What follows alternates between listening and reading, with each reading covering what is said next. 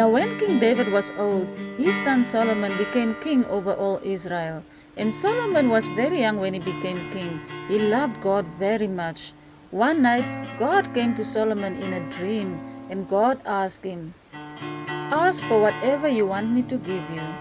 Solomon answered God, "Now, Lord my God, you have made your servant king in place of my father David, but I am only a little child and do not know how to carry out my duties.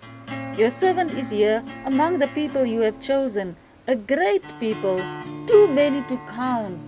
So give your servant wisdom to govern your people and to know what is right and wrong. For who is able to govern all this great people of yours?" The Lord was pleased that Solomon had asked for this. So God said to him, "Since you have asked for this, and not for long life or wealth for yourself, nor have you asked for the death of your enemies, but for wisdom, I will do what you have asked. I will give you a wise and discerning heart, so that there will never have been anyone like you, nor will there ever be. Moreover, I will give you what you have not asked for, both wealth and honor, so that in your lifetime you will have no equal among kings. And if you walk in obedience to me and keep my decrees and commands, as David your father did, I will give you a long life." Then Solomon awoke, and he realized it had been a dream.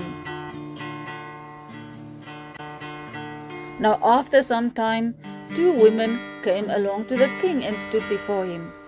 One of them said, "Pardon me, my lord. This woman and I live in the same house, and I had a baby while she was there with me. The third day after my child was born, this woman also had a baby. We were alone. There was no one in the house but the two of us. During the night, this woman's son died because she laid on him. So she got up in the middle of the night and took my son from my side while I, your servant, was asleep. She put him by her and put her dead son by me. The next morning, I got up to nurse my son, and he was dead. But when I looked at him closely in the morning light, I saw that it wasn't the son I had born." The other woman said, "No, the living one is my son, the dead one is yours." But the first one insisted, "No, the dead one is yours, the living one is mine." And so they argued before the king. The king said, "This one says, 'My son is alive and your son is dead,' while that one says, 'No, your son is dead and mine is alive.'" Then the king said, "Bring me a sword." So they brought a sword for the king. He then gave an order, "Cut the living child in two and give half to one and half to the other." The woman whose son was alive was deeply moved out of love for her son and said to the king, "Please, my lord, give her the living baby. Don't kill him." But the other one said, "Neither I nor you shall have him. Cut him in two." Then the king gave his ruling, "Give the living baby to the first woman. Do not kill him. She is his mother."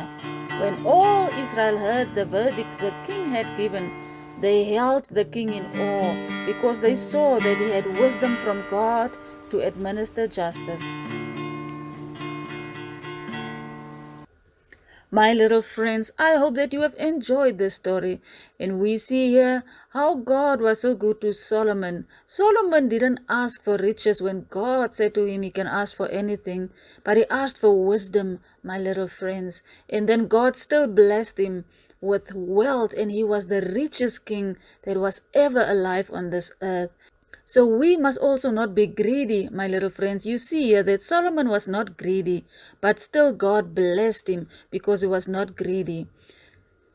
And God made him the richest king that was ever alive. And also God gave him wisdom, my little friends. You must also ask God to give you wisdom so that you can know what is right and what is wrong.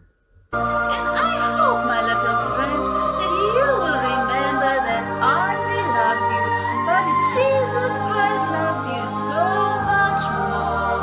And you must stay safe and be good.